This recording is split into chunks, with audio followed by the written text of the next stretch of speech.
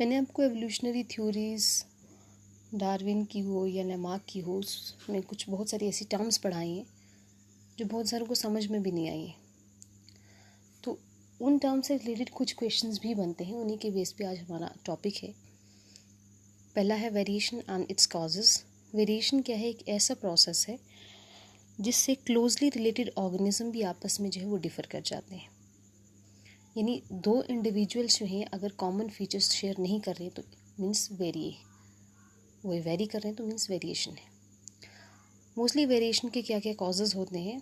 दो तरह के मेन कॉज है। पहला है एनवायरनमेंट कंडीशन, या फिर हम इसको सोमैटोजेनिक वेरिएशन भी कहते हैं, और दूसरा होता है जर्माइनल या फिर ब्लास्टोजेनिक वेरिएशन। सोमैटोजेनिक ये वो है कि मोस्टली ये सोमैटिक सेल्स में होती है। इन्वायरमेंट के अकॉर्डिंग किसी का स्किन कलर चेंज हो जाना, इन्वायरमेंट के अकॉर्डिंग अपने आप को ढालना। हमारे इंडिविजुअल जो पेरेंट्स हैं वो अगर वैसे नहीं थे, लेकिन इन्वायरमेंट के अकॉर्डिंग हमारे सोमैटिक सेल्स के अंदर चेंज आ जाना। और सोमैटिक सेल्स की जो चेंज है वो हेरिटेबल नहीं होती है। लेकिन अगर चेंज जर्माइनल सेल्स में हो जाती है तो वो चेंज जो है फिर एक जनरेशन से दूसरी जनरेशन को इनहेरिट होगी, क्योंकि वो जीन्स में है, गैमीट्स में है। वेरिएशन के बहुत सारे सोर्सेज हैं, जैसे म्यूटेशंस है, रिकॉम्बिनेशन, माइग्रेशन है, हाइब्रिडाइजेशन है और सिलेक्शन। नेचुरल है या आर्टिफिशियल। पहला है म्यूटेशन। म्यूटेशन क्या होता है? एक सडन हेरिटेबल चेंज होती है, किसी का भी जेनेटिक मेकअप जो है इसमें चेंज हो जाता है। ये किसी भी वजह से हो सकती है, इसमें भी एनवायरनमेंट आ सकता है, लेकिन ये चेंज कहाँ पर है? जेनेटिक मेकअप के अंदर। जब किसी ऑर्गेनिज्म में म्यूटेशन हो रही है तो 99% जो म्यूटेशंस होती हैं वो हमारे लिए लीथल होती हैं, यानी हार्मफुल होती हैं, हमारे लिए ठीक नहीं होती। जैसे कैंसर है, ये भी म्यूटेशन ही है। और ऐसी बहुत सारी डिजीज़ हैं जो म्यूटेशन की वजह से ही होती हैं। लेकिन कभी आपने नोटिस किया ब्लू कलर ऑफ आइज़? बहुत सारे ऐसे लोग होते हैं जिनकी आइज़ का कलर जो है ब्लू होता है, वो भी म्यूटेशन की वजह से, लेकिन वो हार्मफुल नहीं है। तो 99% लीथल है, 1% हमारे लिए जो है वो बेनिफिशियल भी होती है। इनकी वजह से न्यू स्पीशीज़ बन जाती हैं, वेरिएशंस आ जाती हैं। अपने जो एंसेस्टर होते हैं, जो हमारे ग्रैंडफादर्स होते हैं या ग्रेट ग्रैंडफादर्स होते हैं, हम उनसे टोटली अलग हो जाते हैं म्यूटेशंस की वजह से। उसके बाद है रिकॉम्बिनेशन। रिकॉम्बिनेशन में क्या है? जब सेक्सुअल रिप्रोडक्शन होती है तो उसमें जेनेटिक डाइवर्सिटी आती है, चेंज होता है। हर एक इंडिविजुअल का अपना एक जीन पूल होता है, जिसमें हाफ मदर डोनेट करती है, हाफ फादर डोनेट करता है। तो ये जो मिक्सिंग है जीन्स की, यानी कुछ कैरेक्टर्स मदर के आना, कुछ कैरेक्टर फादर्स के आना, रिकम्बाइन होना। जैसे आप यहाँ पर देख रहे हैं, मान लीजिए एक पूरा ग्रीन था, एक पूरा येलो था, लेकिन यहाँ पर रिकम्बाइन हुए। येलो वाले ने अपना पार्ट शेयर किया, ग्रीन वाले ने अपना पार्ट भी शेयर किया। तो इसी रिकॉम्बिनेशन की वजह से जो नेक्स्ट इंडिविजुअल होगा वो अपने पेरेंट्स से वेरी करेगा। कुछ उसके पास यूनिक कैरेक्टर्स होंगे जो उसके पेरेंट्स के पास नहीं होंगे। फिर आता है नेक्स्ट माइग्रेशन। माइग्रेशन क्या है?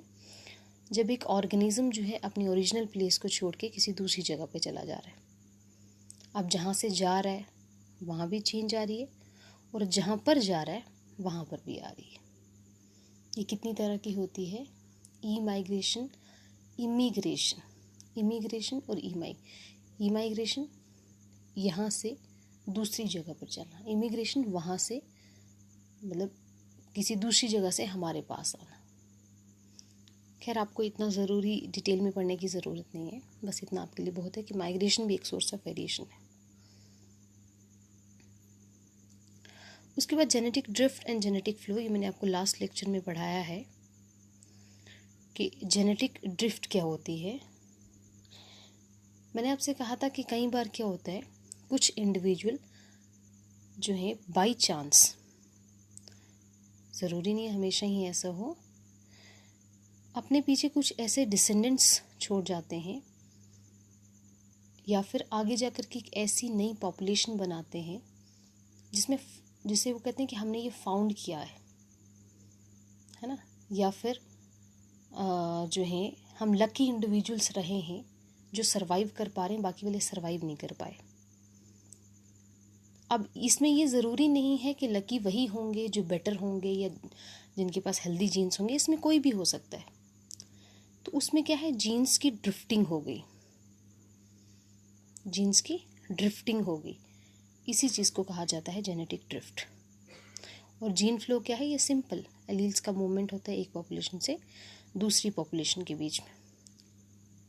ये मैंने आपको लास्ट लेक्चर में पढ़ाया है, आप उसको ध्यान से सुनेंगे तो आपको समझ में आ जाएगा। यहाँ सिर्फ शॉर्टकट में आपको बता रही हूँ ये वाला पॉइंट। फिर हमारे पास आता है हाइब्रिडाइजेशन। हाइब्रिडाइजेशन जैसे कि रिकॉम्बिनेशन हुई ना, उस तरह से इंटरमिंगलिंग होती है जीन्स की दो पॉपुलेशन के जो अलग अलग थे। मतलब इसमें क्या है, जैसे आपने देखा कुछ साल पहले तक हमारे पास वीट की इतनी अच्छी वैरायटीज़ नहीं होती थी, तो हमने क्या किया कि दो वैरायटीज़ ले ली। एक वो वैरायटी ले ली जो कम टाइम में अच्छी पैदावार दे रही थी, दूसरी वो वैरायटी ले ली जिसको कीड़ा नहीं लगता था। हमने फिर उन दोनों के जीन्स को इंटरमिंगल किया, तो तीसरी हमारे पास जो वैरायटी बनी उसमें ये दोनों कैरेक्टर्स आ गए। ये है हाइब्रिडाइजेशन। इस तरह से वो अपने ओरिजिनल वालों से पूरी तरह से अलग हो गई, वेरी कर गई, यही वेरिएशन। फिर आता है सिलेक्शन, यानी इंडिविजुअल के अंदर ऐसे कौन से जीन्स हैं जिनके बेस पर उन्हें सेलेक्ट किया जाता है। जैसे आपका सिलेक्शन होगा किस बेस पे होगा, आप में से अच्छा पढ़ने वाला कौन है, अच्छा लिखने वाला कौन है, अच्छा बोलने वाला कौन है, तो हर एक क्राइटेरिया होता है। इसी तरह नेचर भी जो है वो या आर्टिफिशली भी हम लोग सेलेक्ट करते हैं। हम देखते हैं अगर एनिमल्स की बात करें, फॉर एग्जांपल मिल्क वाले एनिमल्स की बात कर रहे हैं या फिर मीट एनिमल्स की बात करें, तो हम उन्हीं एनिमल्स को सेलेक्ट करेंगे जो कम टाइम पे ग्रो करें, अच्छा जो है वो मिल्क दें, अच्छा मीट दें और उसके बाद फील्ड में भी अच्छा खासा काम कर लें। तो हमने ये एक क्राइटेरिया रख लिया, इसके बेस पे हम लोग सेलेक्ट कर रहे हैं। इसी तरह नेचर भी सेलेक्ट करता है, और नेचर हमेशा उसी को सेलेक्ट करता है जो एनवायरनमेंट के अंदर अच्छी तरह से अपने आप को अडेप्ट कर सकता है। तो इसमें आपको क्वेश्चन भी आ सकता है कि व्हाट इज़ सिलेक्शन, नेचुरल और आर्टिफिशियल सिलेक्शन, ये क्या होती है। उससे पहले टाइप ऑफ सिलेक्शन है हमारे पास। एक होती है स्टेबलाइजिंग सिलेक्शन, एक होती है डायरेक्शनल सिलेक्शन और तीसरी होती है डिसरप्टिव सिलेक्शन। स्टेबलाइजिंग, इसमें क्या है कि एक्सट्रीम जो वेरिएशंस हैं उनको एलिमिनेट किया जाता है, मतलब नॉर्मल करेक्टर्स को कंसिडर किया जाता है स्टेबलाइज करने के लिए। डायरेक्शनल क्या होती है कि जैसे जैसे इन्वायरमेंट कंडीशंस चेंज होती हैं तो उसमें हम लोग किस तरह का रिस्पॉन्स शो कर रहे हैं, मतलब एक पर्टिकुलर डायरेक्शन में हम जा रहे हैं। वो डायरेक्शन क्या है, हमारे इन्वायरमेंट के करेक्टर्स या हमारे इन्वायरमेंट की कंडीशंस। और फिर आती है डिसरप्टिव, ये एक्सट्रीम, जैसे स्टेबलाइजिंग क्या था, एक्सट्रीम वेरिएशंस को एलिमिनेट करता था, एवरेज या फिर नॉर्मल फिनोटाइप्स को लेता था, लेकिन डिसरप्टिव क्या करता है, दोनों एक्सट्रीम्स को लेता है, इसलिए हमारे पास दोनों पीक्स। ये एवरेज को कंसिडर कम ही करता है। नेचुरल सिलेक्शन के एग्जाम्पल में हमारे पास आती है इंडस्ट्रियल मेलानिज्म। एक्चुअली एक पेपर्ड मोथ होती थी जो 1845 से पहले ग्रे कलर की थी, जो लाइकेंस होते थे, ट्रीज़ को कवर किया होता था, आसानी से उसमें जो है वो छुप जाती थी। 1845 के बाद क्या हुआ, ब्लैक कलर के मौत को नोटिस किया गया। इसको हम लोग बिस्टन वेटुलेरिया कार्बोनेरिया भी कहते हैं। और नेक्स्ट 50 ईयर्स में जो ब्लैक मॉथ्स की फ्रिक्वेंसी थी वो इंक्रीज़ हो गई। ऐसा हुआ क्यों? इसलिए हुआ क्योंकि 1845 से पहले इंडस्ट्रियलिज्म बहुत कम था, इंडस्ट्रीज़ नहीं थी, इसलिए वो ग्रीश कलर की जो मॉथ थी वो सर्वाइव कर पा रही थी। बट आफ्टर इंडस्ट्रियलाइजेशन अब वो जो लाइकेंस थे तो वो डिसअपीयर हो गए, ब्लैकिश कलर जो है वो हो गया, तो उनको उस माहौल में खुद को अडेप्ट करवाना था, इसलिए वो उसके साथ मैचअप करने के लिए ब्लैकिश कलर की हो गई। इसको ऑब्ज़र्व किया था HBD कैटलवेल एंड EB फॉर्ड ने। तो यहाँ पर इन्वायरमेंट ने एक बहुत इम्पोर्टेंट रोल जो है वो प्ले किया है, ये आप ऑब्जर्व देख सकते हैं। अब अगर ये वाला जो है वो यहाँ सर्वाइव करेगा, कैसे सर्वाइव कर पाएगा। इसी तरह से DDT रेजिस्टेंट मॉस्किटोज़ जो हैं वो बन गए। DDT जो है वो इनिशियली जो है बहुत इफ़ेक्टिव रहा इंसेक्टिसाइड मॉस्किटोज़ के लिए, बट ओरिजिनल पॉपुलेशन को तो इफ़ेक्ट किया, लेकिन उसके बाद जो है जब DDT को स्प्रे किया जाने लगा तो कुछ ज़्यादा एडवांटेज नहीं हुआ, क्योंकि उन्होंने अपने आप को जो है वो अडेप्ट करवा लिया था। फिर मलेरिया और 6G, ये G6 जो लिखा है ये ग्लूकोज 6 डेफिशिएंसी एक डिजीज़ एक होती है। ग्लूकोज 6 फॉस्फेट डिहाइड्रोजिनेस एक एंजाइम है, उसकी वजह से ही होती है। इतना डिटेल आपको वैसे करने की ज़रूरत नहीं है, बस आप DDT भी आप पेपर्ड मोथ एक ही एग्जांपल ले लें, दैट्स इनफ फॉर यू।